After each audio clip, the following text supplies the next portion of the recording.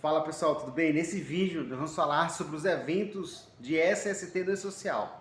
São 4 eventos de SST no E-Social, porém a segurança do trabalho é responsável por 3. Por que eu falo a segurança do trabalho? Porque está ligado diretamente com o que a gente da área da segurança do trabalho faz, tá? Primeiro item, S2210, acidente de trabalho. S2220, saúde do colaborador, exames e etc. S2240, condições ambientais do trabalho. Então vamos lá, vamos para cada item desse, eu vou te explicar como você deve fazer, onde você deve buscar informação oficial, informação do governo, para você não ficar aí desamparado. Tudo que é falado aqui nos vídeos do canal, eu pesquiso, eu vou atrás, em fontes confiáveis, são fontes do governo. Você também deve fazer a mesma coisa. Apesar que você pode confiar em mim, mas sempre busque lá na fonte, que é o site do gov.br. Pessoal, S2210. Quando enviar esse evento? Esse evento deve ser enviado quando tiver um acidente, independente se houver afastamento do colaborador ou não, beleza? Teve a ocorrência, o evento S2210, que é a comunicação de acidente do trabalho, deve ser enviado para a plataforma do E-Social. Quem deve fazer, quem é responsável por enviar essas informações? É o empregador, é as ONGs, a organização de mão de obra operacional, enfim. As pessoas são regidas pelo Sistema Geral da Previdência Social, tá bom? E aí o que acontece? As pessoas são regidas por ela, então o empregador que está contratando deve enviar essas informações, mas o empregador sabe enviar? Obviamente não, aí ele vai mandar o RH dele, a segurança e alguém por diante. Aconteceu a ocorrência, qual é o item?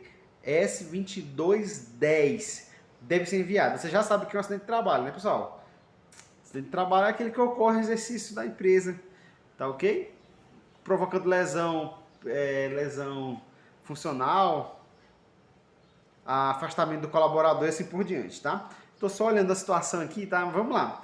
Segundo item, S2220 é os exames que o colaborador faz. E aqui é algo importante. Não, vou voltar, desculpa aí. S2210, quando enviar? Quando tiver um acidente.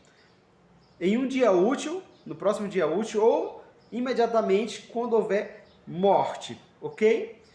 Site do E-Social, você informa isso aí. S2220 é o monitoramento da saúde do colaborador, então os exames admissional, periódico, retorno ao trabalho, mudança de função, o que mais? Mudança de risco agora, né? Devem ser informados também dentro do portal do E-Social, pessoal. Quando você deve informar? Na admissão do colaborador, o exame admissional deve ser informado com data, com quais foram os exames realizados, quem foi o médico que realizou os exames, se o colaborador foi apto ou inapto para a função, enfim, deve ser enviados os exames do colaborador na admissão. O colaborador fez um exame periódico, deve ser lançado dentro do E-Social até o 15º dia do mês subsequente, até o dia 15 do mês subsequente. Exemplo, eu fiz o exame agora em outubro. Em 15 de novembro, esse exame já deve estar dentro do E-Social. Teste versátil, eu vou esperar até dia 15 para mim lançar esse exame? Não.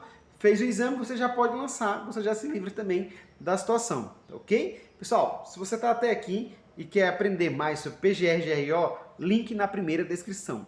Já deixa seu like. E aí, terceiro item, S2240, aqui entra algo muito importante, que é as condições ambientais do ambiente de trabalho. São as informações lá do seu LTCAT, devem ser enviadas, ou as ausências desses riscos. O LTCAT é o laudo técnico das condições ambientais do trabalho. Lá vai dizer sobre os riscos, está constante, o decreto 3048, né, anexo 4 do decreto 3048, sobre os riscos químicos, físicos e biológicos.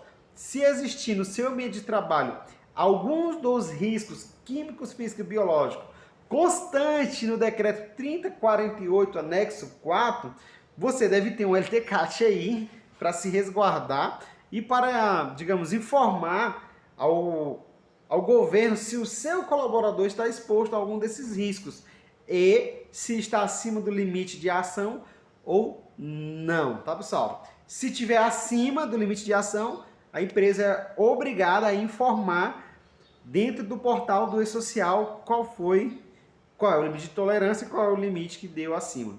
Se não deu acima do limite de ação é diferente de limite de tolerância, tá bom? Se não deu acima do limite de ação, a empresa ela é facultativo informar os resultados, ela vai informar. Agora, o resultado, deu 50, exemplo do ruído, deu 50, deu 60, deu 70, o limite de ação é 80, pessoal, limite de ação 80, tolerância 85, é uma coisa diferente da outra, tá? Deu 75, a empresa não é obrigada a informar o resultado, tá? Não é obrigada a informar, ela pode informar que não há existência de risco para aquele colaborador em específico.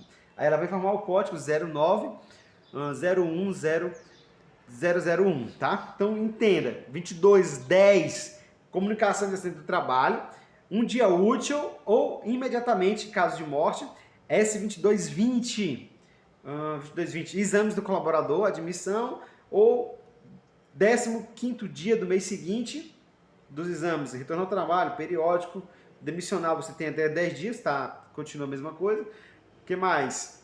Condições ambientais. TST versátil. A minha empresa não se enquadra, não tem riscos químicos, físicos e biológicos. O que eu faço? Você pode usar o seu PGR, desde que ele seja bem estruturado, que você consiga comprovar que não tem os riscos ambientais, e aí você consegue, então, lançar essas informações lá dentro do portal do E-Social. Microempreendedor individual, eles usam ficha MEI, tá? Ficha MEI para adequar o seu ambiente de trabalho, e as demais empresas do grupo 1 ou 2, grupo 1 e 2, que não tem risco químico, físico, biológico, elas podem optar pelo tratamento diferenciado que o governo disponibiliza, tá? O tratamento diferencial, ele pode acessar o site do governo, lá fazer uma declaração de inexistência de risco, e com essa declaração informar lá dentro do portal do E-Social.